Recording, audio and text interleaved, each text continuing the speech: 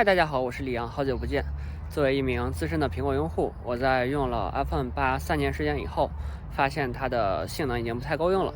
苹果今年发布了5G 手机 iPhone 12系列，我在发布的第一时间就下了单，我应该是第一批拿到 iPhone 12的用户。所以在拿到的第一时间，作为一名摄影爱好者，首先想到的就是看一下它的拍照性能怎么样，正好和手里的 iPhone 8做一个对比。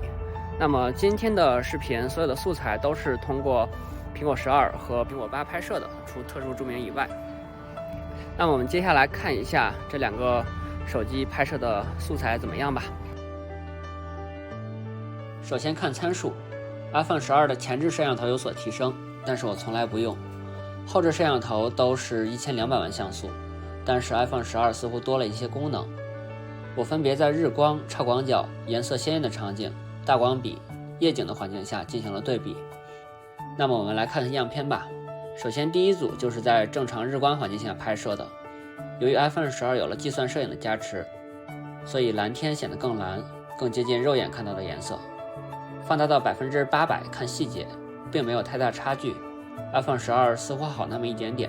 iPhone 12的相机多了一颗13毫米的超广角镜头，使用这颗镜头可以得到更广的视野，当然画质也有所下降，这里也就不过多比较。当我们来到一个色彩比较鲜艳的场景，对比两张照片，感觉第一张的白平衡比较准，第二张稍微发黄。其实第一张是 iPhone 8拍摄的，可能是 iPhone 12在这个场景自动启动了 HDR， 所以照片白色的部分细节更丰富，也略显发黄吧。说到 HDR， 我们来一个大光比的环境进行对比。在两个相机都开启了自动 HDR 的情况下， iPhone 8的拍摄并没有自动激活 HDR， 12的智能 HDR 得到了更大的动态范围。iPhone 12比起8还有一个更大的优势是可以进行夜间模式的拍摄。